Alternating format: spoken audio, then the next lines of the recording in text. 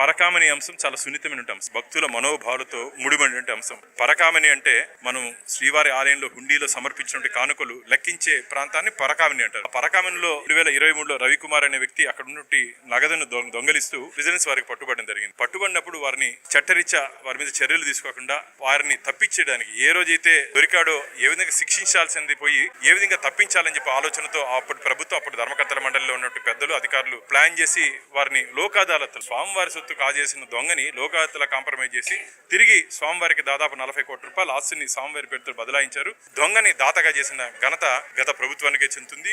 Theft ని gift గా చేసిన ఘనత కూడా గత ప్రభుత్వానికి జరుగుతుంది.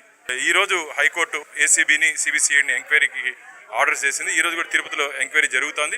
ఖచ్చితంగా పరకామణిలో దొంగతనం చేసిన ఏ ఒక్కరు కూడా తప్పించుకునే ప్రసక్తే లేదు. అందరూ శ్రీవారి భక్తుల ముందు చట్టం ముందు నిలబడే రోజు దగ్గరలోనే ఉంది. అసలు గురిగింజ సమితి ఖచ్చితంగా వాళ్ళకి సరిపోతుంది. వారి పరిపాలనలో ధార్మిక క్షేత్రాన్ని ధనార్జన క్షేత్రం చేసింది మీరు కదా. ఎన్నికల సంవత్సరంలో నియమ నిబంధనలకు వ్యతిరేక కరుణాకర్ రెడ్డి గారు దాదాపు 1500 కోట్ల రూపాయలు టీటీడీ ఫండ్స్ ని ఇంజనీరింగ్ డిపార్ట్మెంట్స్ కి బదిలీ చేసి తద్వారా 10 నుంచి 15% కమిషన్లు తీసుకున్నారని చెప్పి తిరుపతి ప్రజలు భక్తులందరూ భావిస్తున్నారు. కమిషన్ల చైర్మన్ గా నువ్వు చరిత్రలో నిలిచిపోయావు. నువ్వా మాట్లాడేది మా గురించి? భక్తుల కోసం భగవంతుడి కోసం పనిచేసే ధర్మకర్తల మండలి మాది.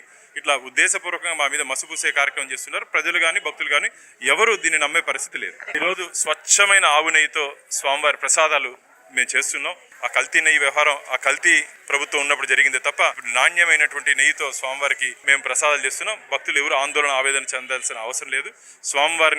స్వామివారి పట్ల ఇప్పుడున్నటువంటి ధర్మకర్తల మండలి కానీ ఇప్పుడు ప్రభుత్వం కానీ ఎట్టి ఒక చిన్న అపచారం కూడా జరగకుండా వైఖానస ఆగమ పద్ధతిలో ఎటువంటి ఇబ్బందులు లేకుండా స్వామివారికి పూర్తి రక్షణ కవచంలో మేము ఉన్నాం. ఖచ్చితంగా మీరు పురాణాల్లో గమనించినట్టయితే లోక కళ్యాణం కోసం యాగం చేస్తే రాక్షసులు యాగంలో మాంసం ముద్దలేశారంట. అట్ట వాళ్ళు చేస్తూ ఉంటారు. కాబట్టి మురిగే కుక్కల్ని పట్టించుకోవాల్సిన అవసరం లేదు. మేము భగవంతుడి కోసం భక్తుల కోసం పనిచేసే వ్యక్తులం మేము.